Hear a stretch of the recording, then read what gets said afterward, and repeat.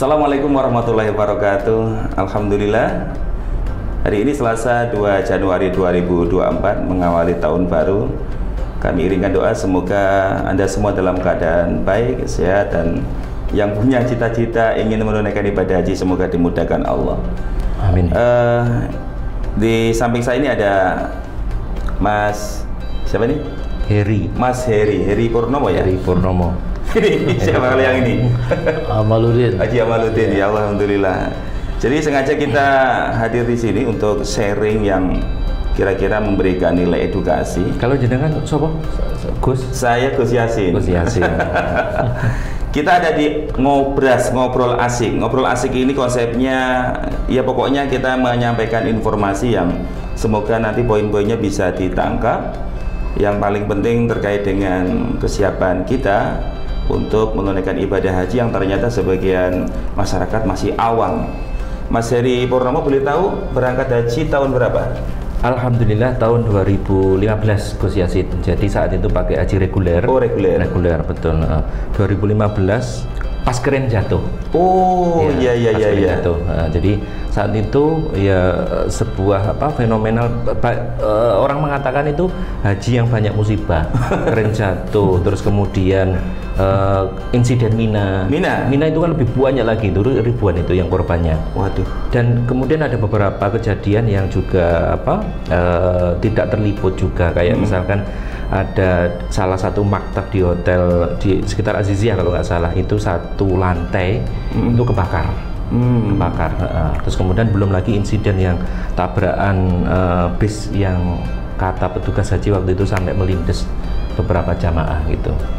Nah, catatan memori itu berarti mengingatkan catatan pemerintah tahun 2023 kemarin. Ya, betul. Karena dalam catatan pemerintah ada sekitar 820 jamaah haji yang tahun kemarin meninggal dunia, yang kemudian mendapat satu sorotan juga dari pemerintah Saudi. Tapi kali ini kebanyakan karena faktor atau faktor usia. Iya, betul. Nah, mungkin Haji Amaluddin bisa memberi satu opini. Karena kalau kita lihat catatannya, sebagian besar jamaah haji Indonesia itu lansia.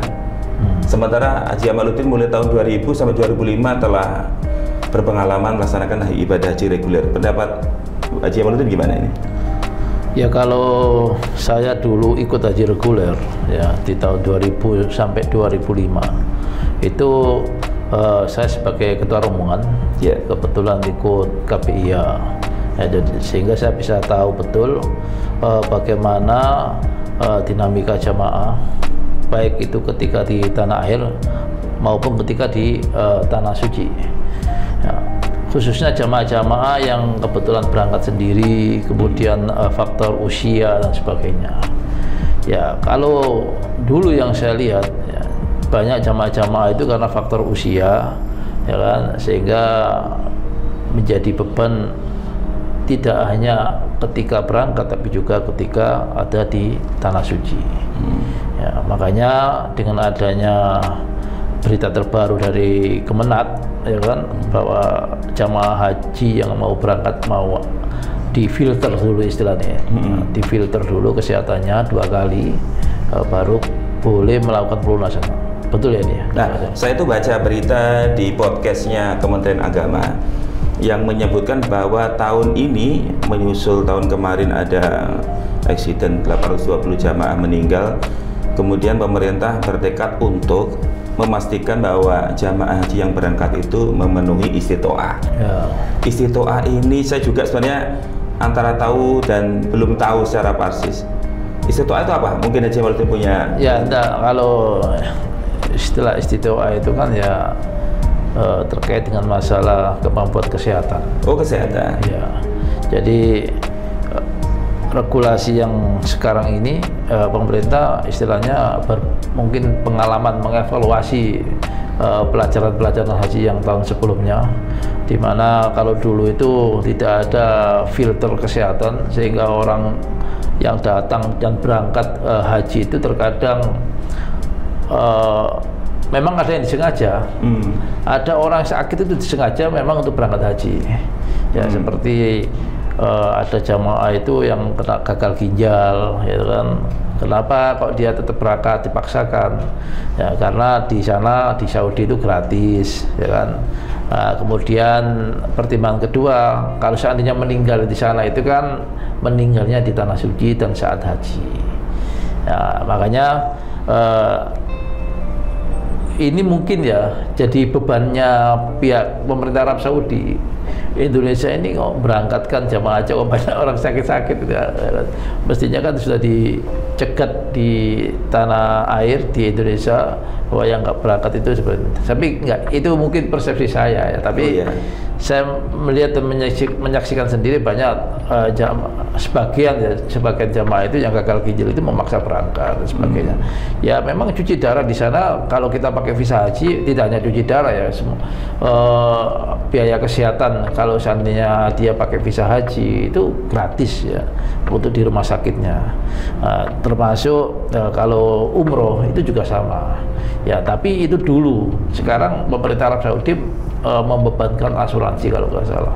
Ya, mungkin karena pihak pemerintah Arab Saudi apa istilahnya mengurangi biaya yang dikeluarkan atau bagaimana, itu akhirnya ada peraturan-peraturan yang diterapkan oleh pihak Arab Saudi ke pihak pemerintah Indonesia, kalau nggak salah seperti itu. Kalau makin tahun itu aturan-aturan yang diterapkan, kemudian juga pelaksanaan oleh penyelenggara haji di sini dalam arti tim haji di Indonesia ya, itu untuk kaitan dengan kesehatan itu apakah memang ada kelonggaran? Kan sebetulnya kan harusnya ada ini kan, ada rambu-rambu batasan-batasan.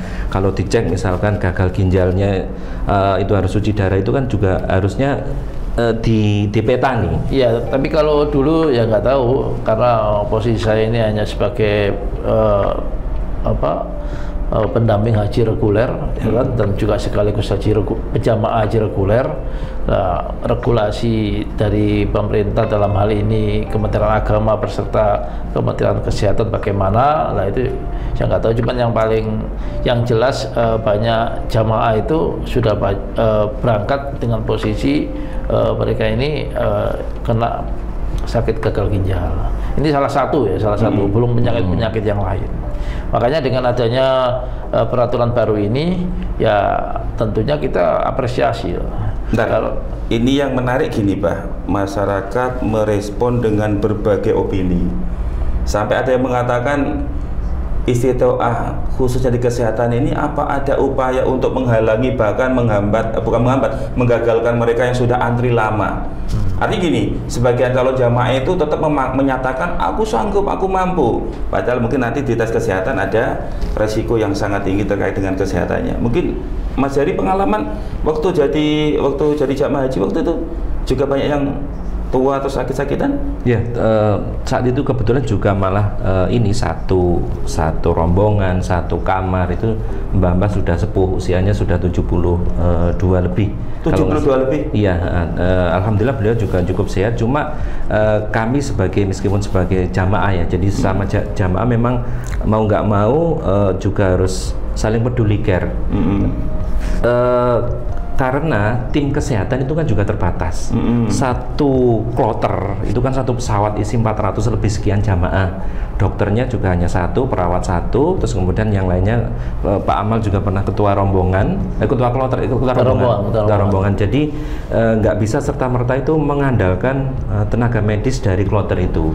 Misalkan kalau mbah-mbah itu butuh sesuatu sing wetenge gak enak lah segala macam, ya mosok sih kita cuma urun minyak kayu putih segala macam gitu. Satu dua tenaga medis mengcover kalau satu kloter 400. Ya enggak, memang itu yang jadi perhatian pemerintah sebenarnya ya kan, walaupun untuk masalah kesehatan ini pemerintah di Saudi, pemerintah Indonesia ya di Mekah maupun Madinah ada istilahnya Daker atau pusat kesehatan yang dikelola langsung oleh pemerintah dengan dokter-dokter dari Indonesia yang diberangkatkan oleh pihak pemerintah Indonesia ya. Tapi ada salah satu yang sangat signifikan ya, keseharian jamaah itu sendiri ya. Kalau memang sakit ya itu gak masalah, pasti larinya ke rumah sakit gitu.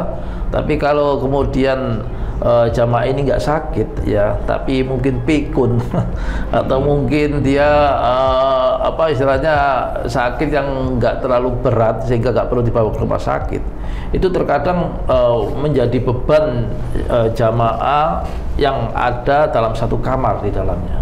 Nah, sedangkan haji reguler ini kan durasi waktunya lama. Kemudian tempat pemondokannya juga jauh, ya kan, bahkan mungkin satu kamar bisa ditempatin 8, ya kan, 7, nggak tahu sekarang ya nanti kebijakan pemerintah. Tapi yang saya alami dulu ketika saya ikut haji reguler itu lebih dari itu, ya. Dan juga tidak ada filter seperti regulasi istiwa sekarang ini, ya. Jadi orang ada jamaah yang sudah tua kemudian berangkat sendiri, ada jamaah yang sudah istilahnya lanjut usia yang kemudian dia sakit tanpa didampingi keluarga dan sebagainya. Lah ini akhirnya membebani jamaah yang lain. Memang di awal biasanya jamaah itu bahwa ini adalah ibadah. Jadi apa istilahnya kita harus ikhlas dan sebagainya. Tapi itu kalau 1, 2, 3 hari. Tapi ini kan yang di haji reguler ini dibekanya bisa sampai 20 hari, ya kan, mungkin 25 hari dalam kurun waktu yang lama. Itu kan setiap hari ya, totalnya 40 hari, ya kan. Dalam kurun waktu yang lama ini kan si jamaah yang mungkin merasa kepingin ibadah khusyuk dan sebagainya, kemudian dia harus ketika ada jamaah yang lanjut usia yang tanpa didampingi oleh keluarga itu kemudian sakit atau kemudian dia kena sesuatu sehingga gak bisa ke kamar mandi atau mungkin gak kuat buang air kecil di kamar lah. Yang jamaah-jamaah yang notabene satu kamar ini awalnya mungkin sabar, tapi lama-lama pasti mereka ini akan berontak, ya kan? Ya, yang awalnya, yang awalnya orang jamaah kepingin ikhlas, sabar, jadi kebalik, ya, gara-gara faktor itu. Ya makanya ini juga di samping pemerintah itu sekarang akan menerapkan istitoah itu dengan filter sampai 2 kali kalau nggak salah dengar. Di sisi lain, ya keluarga jamaah ini kalau melihat keluarga misalkan orang tuanya atau mungkin saudaranya yang sudah lanjut usia berangkat haji, jangan kemudian dilepas sendirian, ya kan? Karena orang haji itu beda dengan tinggal di kampungnya atau mungkin di Indonesia. Di sana dia ketemu dengan orang banyak, itu ketemu dengan lingkungan yang asing, ya kan? Asing, ya kan? Kemudian bertemu dengan orang-orang yang memang asing, ya, di samping tadi dengan jumlah sekian banyak orang, itu kan kalau untuk orang-orang tua yang memang nggak pernah keluar itu kan stres, gitu. Ya stres. Jadi makanya kita nggak bisa apa istilahnya nggak kaget lah ketika di sosial media atau mungkin kita lihat sendiri itu orang-orang ada jamaah lanjut usia tidak menuju ke masjid tapi menuju ke tempat sesuatu, katanya saya mau pulang dan sebagainya, ya kan, karena memang mereka stres ini sebenarnya. Mungkin ketika berangkat mungkin sehat, ya, tapi ketika di sana dia melihat sesuatu yang asing yang belum pernah dia saksikan, akhirnya jadi stres sendiri. Nah ini yang harus diperhatikan oleh keluarga juga, ya kan. Nah, pemerintah mungkin nggak tahu latar belakang jamaah itu ketika di mana. Ini ada kopi, ya. Ini biar asik, Pak, biar asik, karena ngobrol asik itu konsepnya harus asik. Ada ngopinya, Mas. Masin es teh ono, Mas. Jadi ketika pemerintah sudah menerapkan regulasi terkait kesehatan, ya kan, itu juga harus diimbangi juga oleh keluarga yang memberangkatkan. Nah, kembali ke masalah tadi Gus Yassin bilang, apakah penerapan istitoah ini menghalangi jamaah yang sudah tua? Ya kan, saya kira tidak. Justru ini adalah salah satu cara pemerintah untuk menghindarkan dari jamaah-jamaah yang lanjut usia apakah karena sakit dan sebagainya, untuk tidak menjadi beban jamaah yang satu kamar yang ketika di Mekah maupun di Madinah. Yang kedua juga untuk menjaga kekhusyukan atau kesempurnaan ibadah haji dari jamaah tersebut. Ya, karena ketika jamaah ini misalkan istilahnya stres, ya kan, dengan lingkungan sana, kemudian mungkin sampai dia jamaah itu kencing di buang air kecil di sembarangan tempat, ya kan. Ya kalau buang sembarangan sebelum proses wukuf, tapi kalau ketika dia prosesnya ketika di Arafah, ya posisi dia di sana kemudian terjadi sesuatu yang stres dan sebagainya tadi, nilai ibadahnya kan eman-eman itu ya. Walaupun tetap saya karena ketika kita di Arafah dan haji di sana posisinya itu tetap sah ya, tapi kesempurnaan ibadah hajinya juga terganggu ya. Ini salah satu pesan saya kepada keluarga yang di rumah untuk benar-benar memperhatikan kesehatan dari keluarganya atau mungkin orang tuanya yang sudah lanjut usia ya, untuk tidak diberangkatkan sendiri ya, harus ada pendamping. Oke, ya. Berarti itu yang kalau yang dialami Gus Yassin kan juga sudah berhaji kan? Ya. 2018. Oh, 18 berarti lebih baru lagi ya? Iya, betul. Problematika kaitannya dengan istitoah tadi yang khususnya jamaah sepuh-sepuh gimana waktu itu? Jadi yang dimaksud faktor usia itu kan risiko tinggi. Risiko tinggi itu manajemen risikonya jauh lebih tinggi. Nah, yang kita dapati ini satu rombongan misalkan satu regu berapa? 10 sampai 40 orang itu rombongan. Itu ketersediaan ya tadi tenaga kesehatan, lain-lain perangkat pendukung itu minim, akhirnya menjadikan ibadah ini banyak terkuras untuk hal yang sifatnya itu tidak pada ibadah itu sendiri. Itu saya alami sendiri. Nah, sekarang coba saya ingin gali ini, Pak. Pada tahun ini kan ada tambahan kuota 20.000. Satu sisi ini berita gembira, tapi sisi lain kan juga membawa resiko ketika istitoah ini tidak sukses. Artinya tidak sukses adalah masih banyak jamaah yang lolos mungkin, karena ini kan di-breakdown ke tiap provinsi turun ke kabupaten, yang mungkin standarisasi yang telah ditetapkan oleh Menteri Kesehatan. Kalau lihat variabelnya cukup ketat ini, yang variabel yang secara aturan ya. Tapi nanti kalau ternyata masih mengulang tahun lalu bagaimana?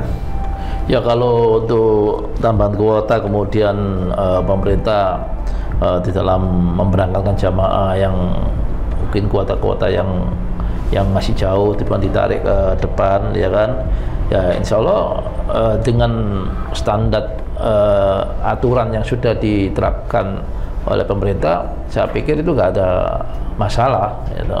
Nggak ada masalah kalau masalah itu. Yang penting itu tadi loh, ya kan, harus kembali ke keluarga yang berangkatkan jamaah, ya kan, terus kemudian kesiapan dari pihak pemerintah Indonesia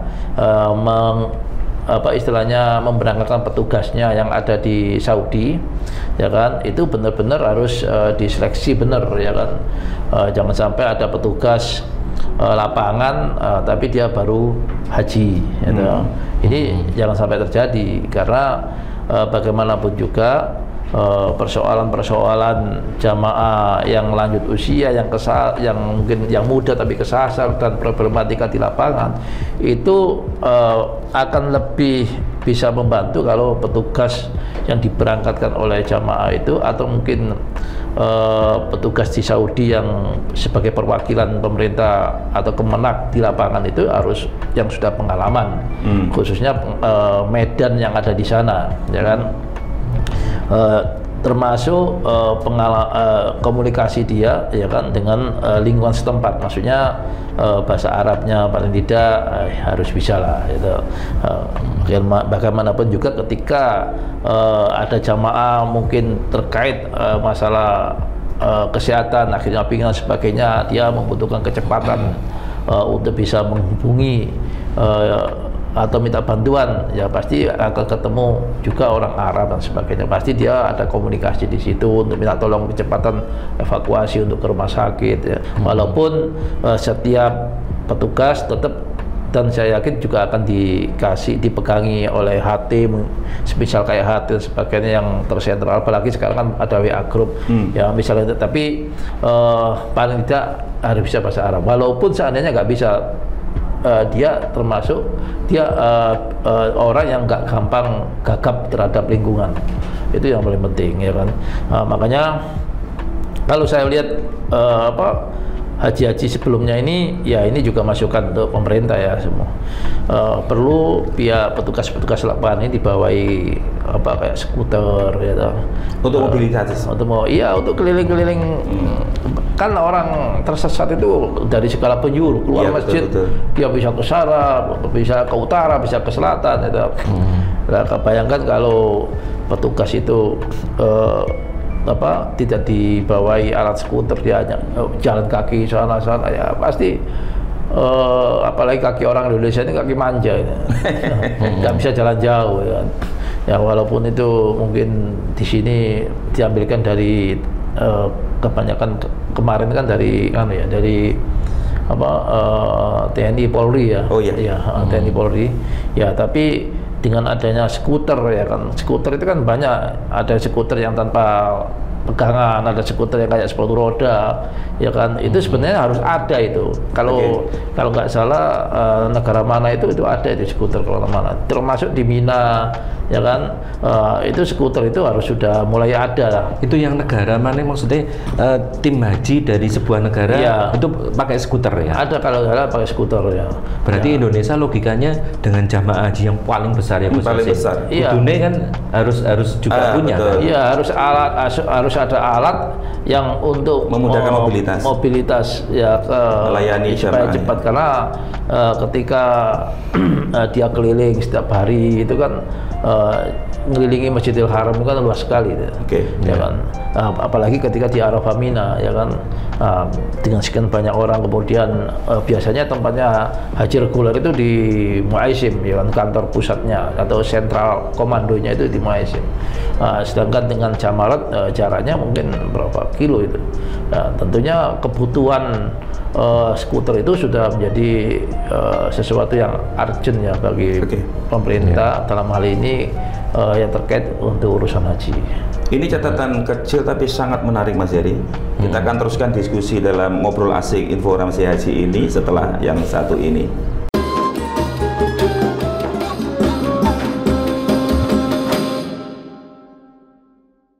Masih bersama Ngobras, ngobrol asik tentang haji, dan saya semakin senang untuk terus bicara atau ngobrol di momen ini karena ternyata di depan saya ini Pak Haji Jamaluddin cukup berpengalaman. Beliau sudah haji reguler tahun 2000 sampai 2005. Kemudian Mas Heri Purnomo ini 2015, ya. 2015. Semoga bisa haji lagi. Amin. Dulu antrinya daftar tahun berapa, berangkat tahun berapa? Tahun akhir 2009, sekitar bulan November kalau nggak salah. Terus kemudian alhamdulillah saat itu hanya 6 tahun. 6 tahun. Berangkat di 2015. Oke. Kalau info yang saya baca sekarang ini antri Jawa Timur rata-rata 35 tahun. Iya, betul. Berarti kalau kita usia 40 tahun daftar sekarang nih 2024, perkiraan sudah tambah 35 sudah 75. Waduh. Iya, 75. Ini berarti nanti kita akan tanya, mungkin ada solusi dari Anda bagaimanakah idealnya seorang Muslim di Indonesia ini, artinya lebih prefer berangkat ketika usia haji muda atau ketika lansia? Apa menurut punya pendapat? Ya, namanya haji itu kalau bicara yang paling nyaman, ya, karena haji itu adalah ibadah fisik, ya tentu ketika usia muda. Tapi persoalannya kan nggak gitu, rezekinya mungkin ketika ada di usia tua. Ya tentunya ketika usia tua ingin haji, ya tentu harus kita pikirkan, ya kan, harus maksudnya yang dipikirkan tuh masalah kesehatannya, ya, seperti yang saya sampaikan tadi, ya kan. Yang sekarang ini ketika kita di usia tua atau usia lanjut, ya kan, kemudian kita ingin haji, apa yang perlu kita butuhkan, ya kan. Ya tentu ya, secepatnya aja berangkat, ya, karena setiap tahun semakin usia semakin bertambah, ya kesehatan juga atau penyakit juga akan bertambah biasanya seperti itu toh. Jadi untuk haji ini ya kalau memang sudah cukup mampu ya harus dipercepat.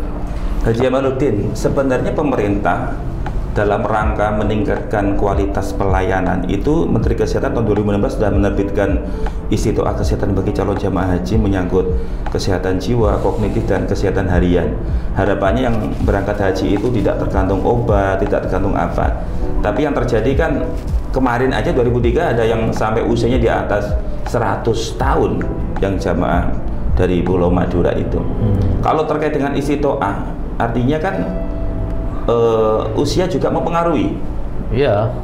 Bagaimana? Ya jadi kalau memang ada jamaah yang usianya sangat tua, itu pemerintah itu harus ngasih porsi pendamping untuk keluarga. Kalau kemudian tetap diberangkatkan oleh keluarga, ya menurut saya pemerintah harus berhak menolak untuk tidak diberangkatkan, karena kesempurnaan ibadahnya juga tidak tidak menjamin bisa terwujud. Yang kedua, membebani teman sekamar, ya kan, atau teman satu grup, satu rombongan, itu sesuatu yang nggak terelakkan. Ya, jadi pemerintah sudah wajib itu kalau memang merasa ini ada sisi kemanusiaan karena dulu orang ini sudah lama, ya kan, dan waktunya memang ketika berangkat sudah tua, terus kemudian mungkin ada sakit walaupun nggak terlalu berat, ya harus siapkan kuota untuk keluarga atau pendamping yang mau mendampingi ini. Jangan sampai ini dibiarkan sendirian. Pokoknya saya pesan ke pemerintah, jangan sampai ada orang lanjut usia diberangkatkan sendirian. Itu akan membebani teman sekamar, teman serombongan. Saya bisa menangkap pesan itu, berarti kan sebenarnya maksud pemerintah menetapkan Istiqtoah kesehatan ini dalam tujuan baik gitu. Iya. Cuma kembali lagi dalam fakta mayoritas calon jamaah haji reguler itu rata-rata lansia, usia di atas 60 sampai 70 tahun. Mas Heri, kalau Anda pengalaman tadi tahun 2015 berarti usia Anda 40 berapa waktu itu? 39. 39, Iya. Alhamdulillah. Jadi kalau kita niru jejak Anda, kalau misalkan kita bisa berhaji di antara umur antara 30, 40 atau mohon maaf maksimal 50 lah, itu memang lebih nyaman ya? Betul, lebih nyaman Gus Yasin. Jadi memang haji itu betul ibadah fisik. Ibadah fisik pertama, apalagi kalau haji reguler durasinya panjang. Di Medina itu dikasih kesempatan 8,5 hari supaya dapat istilahnya kalau orang Indonesia itu arba'in. 8 hari itu kan juga durasi yang nggak pendek. Setelah itu masuk ke Mekah, kemudian persiapan haji. Di puncak hajinya sendiri itu juga luar biasa secara fisik, mulai dari Arafah, kemudian Musdalifah. Apalagi kalau haji reguler, ketika ngambil kerikil di Musdalifah itu kan harus turun. Kemudian memang nginep mabit, nginepnya betul-betul Jaber Kloso, beralaskan langit, itu memang betul. Terus kemudian dari situ ketika mau masuk bis pun itu juga antrinya luar biasa. Dari situ kemudian pindah ke Mina, itu semua ibadah fisik. Saya jadi merinding kalau bayangin jamaah hajinya di atas 80 atau 90 tahun, sangat kerepotan kepayahan ya. Oh iya. Oh pasti itu. Dia ke toiletnya juga kan antri. Ya betul. Orang-orang tua disuruh ngantri toilet kuat kan, seiring usia kemampuan kesehatannya juga menurun. Makanya apalagi kalau diserahkan kepada ketua rombongan, ya. Ketua rombongan ini ya ada dua, ada yang ketua rombongan yang dikelola oleh kelompok bimbingan ibadah haji. Ada ketua rombongan yang memang direkrut oleh pihak pemerintah, pihak Kemenak, ya kan, untuk menjadi relawan di situ. Ya tentu ada istilahnya uang reward lah, ya, atau uang saku lah untuk, kalau nggak salah, kalau saya dulu sekitar 300 real kalau itu ketua rombongan, kalau ketua regu itu 100 real. Ya mungkin ada jamaah itu yang menganggap ketua rombongan ini sebagai salah satu bentuk apresiasi kebanggaan lah. Ada prestis lah, ada yang memang karena ketua yang dituju ini nggak tahu posisi di lapangan, ya dia terima aja, ada seperti itu, ya kan. Tapi apapun namanya, ketua rombongan ini khususnya mereka yang mandiri, yang ngaji mandiri, ketua rombongan yang nggak ikut ke kelompok bimbingan ibadah haji atau KPIH, karena mereka bayar sendiri, ya. Kemudian ketika di sana mereka direpotin oleh jamaahnya yang itu faktor usia lanjut dan sebagainya. Ya memang ada ketua rombongan itu yang memang ikhlas sampai pulang, ya ikhlas, itu bagus itu. Tapi ada juga tengah jalan ikhlasnya juga teruji di situ.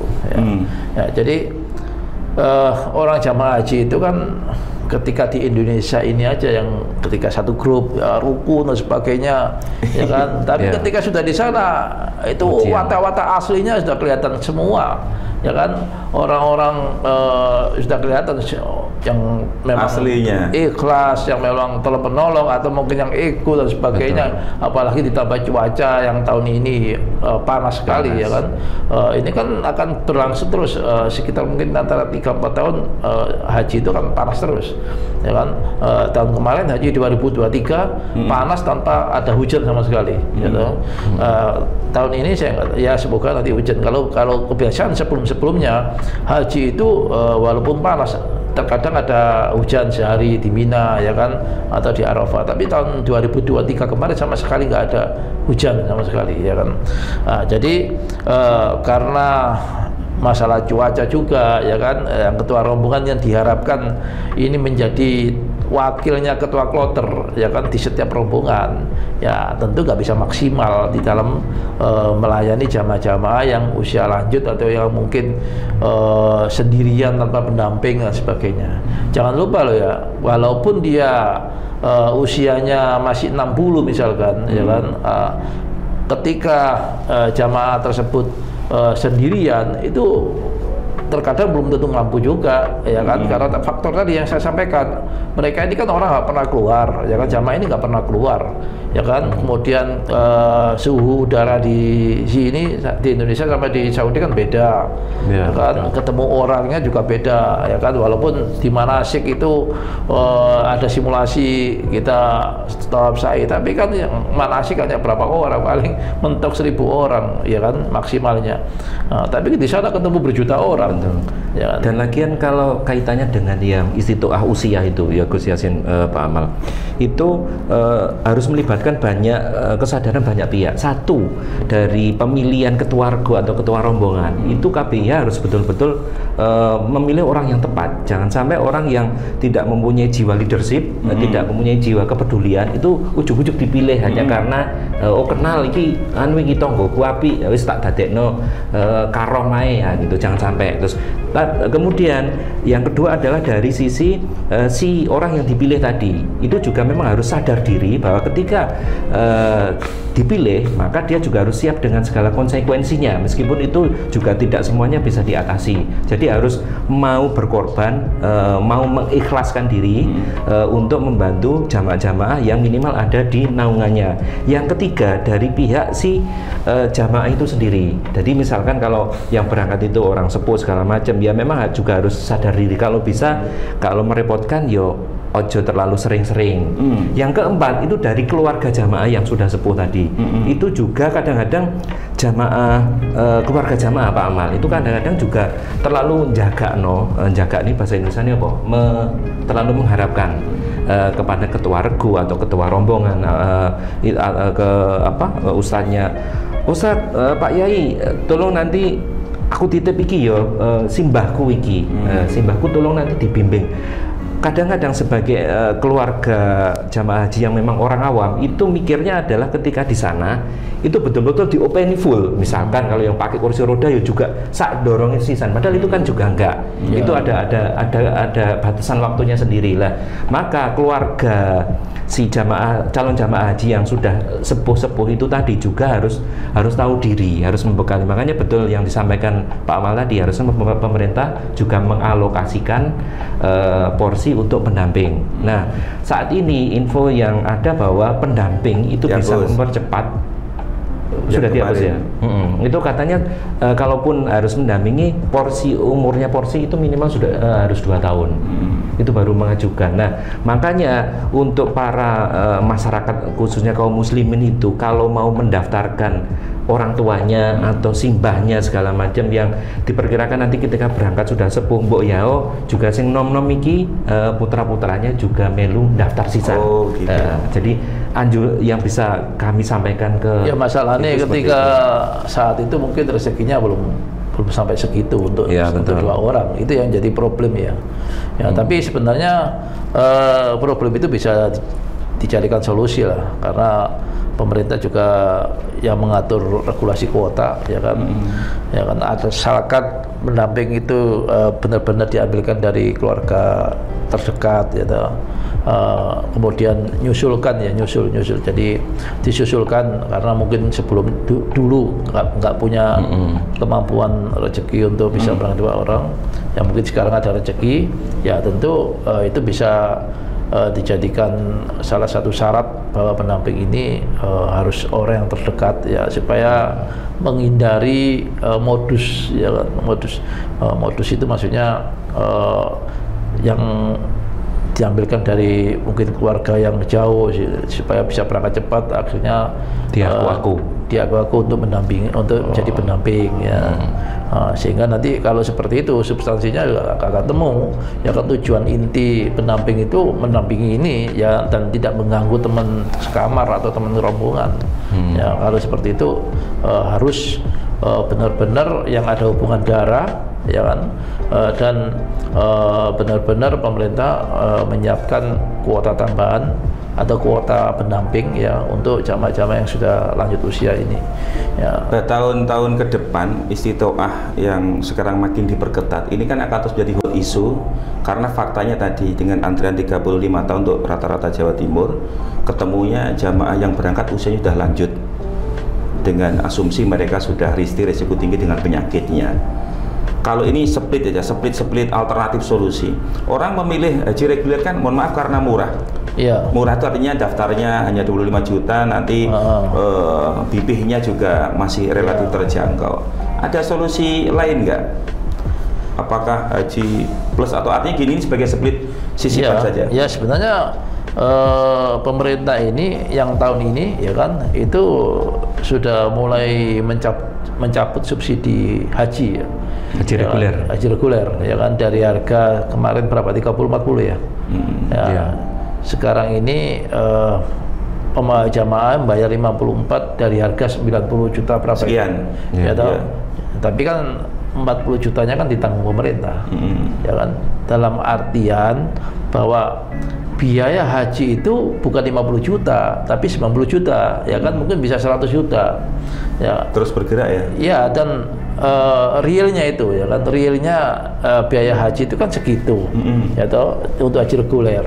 Ya, kalau hajinya itu yang sekarang aja dengan subsidi pemerintah, ya kan, tetap nggak menutup kemungkinan 5 tahun ke depan, mungkin 6 tahun ke depan, ya, itu subsidi dihapus, sehingga jamaah mau nggak mau harus membayar full, ya kan, sekitar 100 jutaan. Ya toh, kalau itu terjadi kan, ya tentu apa istilahnya, kita dari EPAT sendiri sudah menyiapkan haji dengan angka 135 juta. Itu haji apa itu?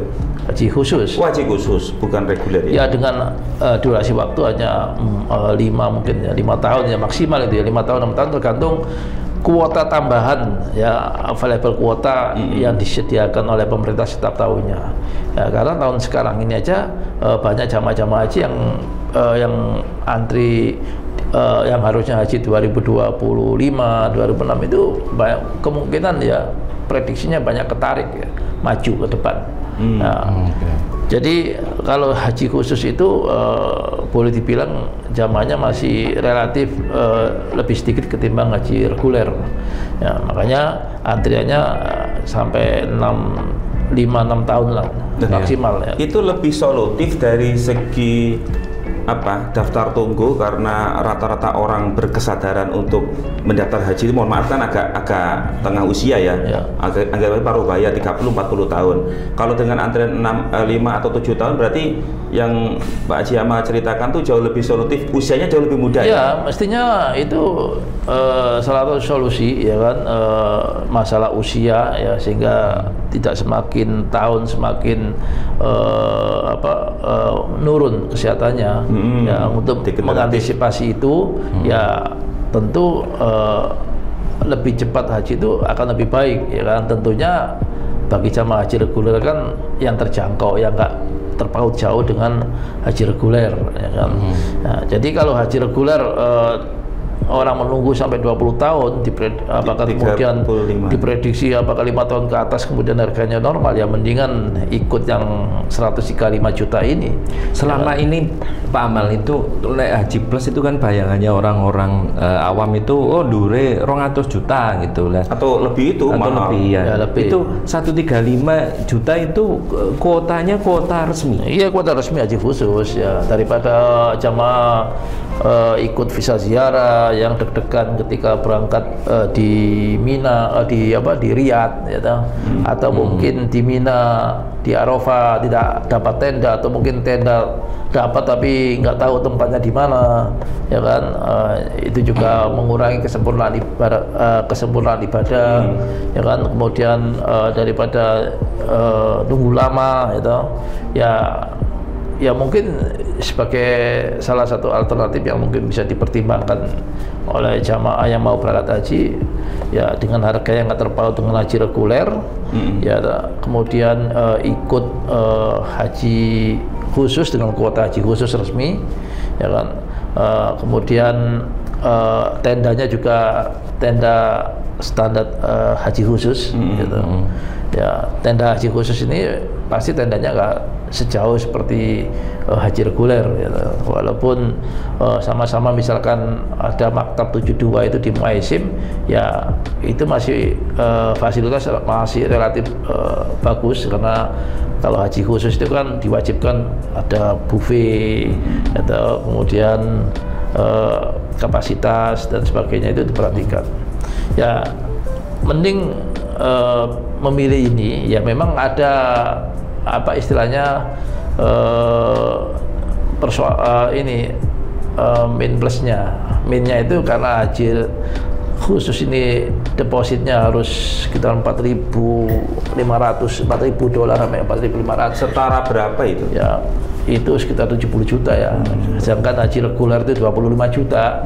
Ya, itu mungkin menjadi salah satu minnya ketika orang memilih haji khusus ya, daripada haji reguler. Tapi plusnya itu jamaah bisa lebih cepat berangkat, kemudian juga waktu di Saudi nggak terlalu lama. Tapi sebenarnya kalau ingin istilahnya DP misalkan karena terlalu tinggi ya, sebenarnya ada solusi sih, ada dana talangan ya, ada talangan yang bisa disiapkan ya kan. Tapi saya dengar talangan ini kan nggak boleh oleh pemerintah. Oke. Saya bisa menangkap itu sebagai split solusi alternatif ya Jamal. Tapi kembali ke isu dasar tadi, isi toa, karena kan kita ini memiliki satu kepekaan bahwa saudara kita, mungkin orang tua, teman yang punya niatan haji tidak terkait atau tidak terpandu dengan baik terkait dengan kapan dia harus mendaftar, yang dia harus juga berpikir mendaftar itu estimasi keberangkatan kapan. Ternyata kalau kita bicara reguler ini kan Jawa Timur, saya bilang tadi 35 tahun. Nah, saya baca lagi-lagi isi toa ini kaitannya dengan kemampuan badaniyah, badaniyah. Jadi Jamal, kembali ke pendapat yang mungkin bisa di-sharing pengalaman dari haji reguler Anda. Kalau seseorang itu sudah resiko tinggi dengan kesehatannya, berarti dengan aturan isi toa ini ya istilahnya, mohon maaf, harus narimo ya. Iya, harus patuh lah, harus patuh. Karena itu untuk kebaikan jamaah itu sendiri dan juga untuk kebaikan pihak pemerintah dalam hal ini, supaya tidak terlalu biaya yang dikeluarkan untuk operasional sebagainya ya kan, walaupun itu mungkin sebagian masyarakat itu kewajiban pemerintah ya. Tapi yang paling penting itu ya tadi itu tidak sampai ngerepoti teman sekamar, teman serombongan. Oke, artinya kalau patuh kata nanti ini kan pelunasan tanggal 9 Januari pemerintah sudah membuka ya, haji reguler. Kalau haji khusus sudah berjalan, sudah berjalan ya. Ya sudah Desember kemarin. Oke, kalau bicara haji reguler sebagai mayoritas kuota terbanyak tanggal 9 Januari sudah dibuka, padahal mensyaratkan istiqtoah kesehatan. Ya. Artinya dia harus lolos dulu. Sementara yang kita anggap seperti tahun kemarin, dominasi jamaah usia lanjut dan risti, kesehatannya risiko tinggi, berarti kan nanti dimungkinkan ada sebagian calon jamaah yang kecewa bila dinyatakan tidak layak berangkat. Ya. Ini bagaimana cara menyikapi ini sebagai? Ya, pemerintah harus segera mensosialisasikan itu, bahwasanya mungkin haji ketika sudah usia lanjut ya kan, atau mungkin sudah risiko tinggi ya kan, untuk kalau dipaksakan mungkin hukumnya apa ya kan. Oh iya betul. Ya, itu kan harus diedukasi ya, mungkin melalui KUA di tingkat paling bawah ya kan, para KUA itu kan dengan kecamatan ya, yang langsung berinteraksi dengan masyarakat yang paling bawah. Terutama masyarakat desa ini harus diedukasi bahwa satu-satunya cara untuk ibadah haji tidak harus berangkat haji di usia yang sudah risiko tinggi ini. Saya menangkap KUA itu selama ini orang apa nganggapnya kalau KUA itu ya untuk pernikahan segala macam. Itu tugas haji itu domainnya KUA juga ya. Dulu kalau nggak salah KUA dulu, haji itu serahkan KUA, saya nggak tahu kalau sekarang. Ada manasik yang pakai KUA ya. Masih manasik kecamatan. Secara kehumasan ya. Sebarluasan informasi mereka tetap punya tanggung jawab. Iya. Soalnya tahu saya pribadi pun juga tahunya KUA yang ngurusi pernikahan. Iya, paham. Coba Mas Heri, saya ingin menggali lebih dalam. Pada saat Anda daftar 2009 ya, itu langsung ngeh bahwa ntar gua berangkat tahun sekian nggak? Atau gini, yang penting gua ada daftar gitu aja. Ya. Ini kan terkait dengan sosialisasi di mana masyarakat harus 2009 itu belum ada antrian. 2010 yang sudah. Ini kan 2009 daftar. 2009 daftar. Oh, daftarnya. Enggak, maksudnya berangkat haji 2009 itu belum ada antrian. Ini analogi gini, Pak. Kalau yang mau daftar haji reguler sekarang, dia juga yang saya katakan tadi harus sadar bahwa sekitar 35 tahun lagi dia berangkat, usianya sudah berapa? Iya. Estimasi atau keperkiraan kesehatannya seperti apa, ini kan biar isu dasar kita adalah dia tidak terlalu protes alias nerimo dengan istiqtoah dari pemerintah yang secara kesehatan ini makin ketat. Ini kan ramai dibicarakan di masyarakat desa itu karena mereka sudah bermimpi lama kan, di waktu tahun berangkat dinyatakan tidak memenuhi. Nah, ini akhirnya jadi guru neman atau isu yang nggak sedap di masyarakat. Ya, betul. Apalagi sekarang tahun politik ya. Ini kalau ada penolakan atau pemerintah memberikan edukasi untuk kebaikan jamaah, terkadang kalau nggak benar-benar pemerintah ini mensosialisasikan dengan baik, maka akan timbul kesalahpahaman nanti, khawatirnya di situ. Tapi pengalaman tahun kemarin yang dinyatakan langsung oleh Kementerian Agama, 820 jamaah tercatat meninggal, yang sebagian sakit, ada yang lansia, itu memang perlu jadi evaluasi ya? Oh iya, ya pastilah ya kan.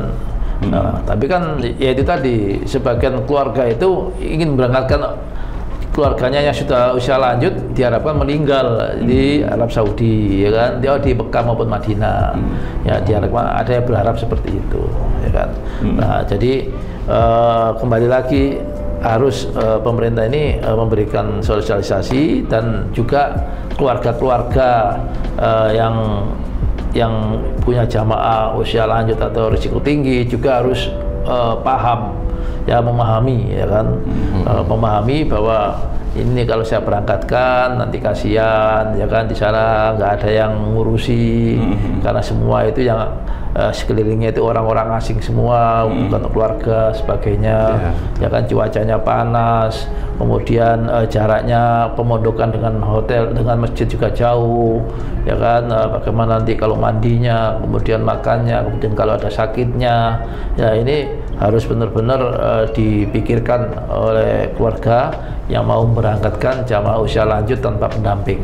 Saya menangkap di sisi lain pemerintah juga harus menyiapkan sudah kuota haji untuk pendamping bila ternyata keluarga ini tetap ingin memberangkatkan dan siap untuk mendampingi. Nah, ini yang paling penting. Saya menangkap apa, Bang? Edukasi yang sangat penting karena ternyata mungkin dalam manasik pun tidak tergambarkan secara detail karena ini kan based on experience ya, berdasar pengalaman yang tadi Mas Heri ceritakan. Ini ibadah fisik dari Arafah, Mina, Muzdalifah, Masjidil Haram, Masjid Nabawi, sementara pada orang yang lanjut usia ini sangat memayahkan kan, melelahkan dan seterusnya. Jadi intinya Istiqtoah ini merupakan sebuah keniscayaan yang lebih baik ya untuk lebih baik ya, lebih baik. Jadi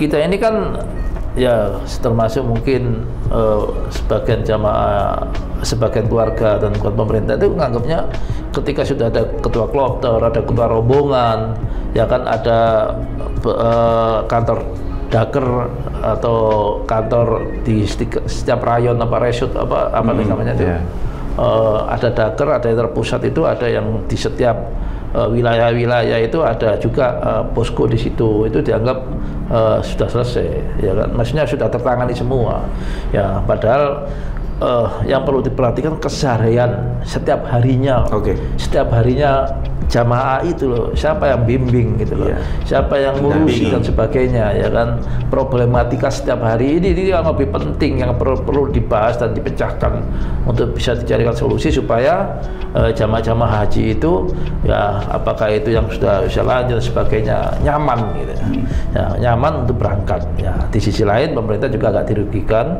ya kan, maksudnya pemerintah juga punya kewenangan untuk mengatur, ya kan, terus juga memberikan solusi kepada masyarakat ya dalam bentuk kuota pendamping. Di sisi lain masyarakat pun juga harus memahami. Saya tangkap ini sebagai kesimpulan paling penting di Ngobras atau Ngobrol Asik seputar haji kali ini, karena ternyata maksud daripada Istiqtoah itu adalah justru untuk memberikan rasa nyaman bukan hanya bagi calon jamaah haji yang bersangkutan tapi juga grup yang lainnya. Saya dapat banyak informasi yang tentunya akan kita sambung dalam obrolan di episode berikutnya. Ini kan kita datangkan Mas Heri yang alhamdulillah atas izin Allah 2015 sudah menunaikan ibadah haji. Haji Amaluddin juga sudah 5 tahun secara berturut-turut, 2000 sampai 2005. Jika ini memberikan satu nilai manfaat edukasi, tentu kita akan lanjutkan Ngobras atau Ngobrol Asik ini pada episode berikutnya.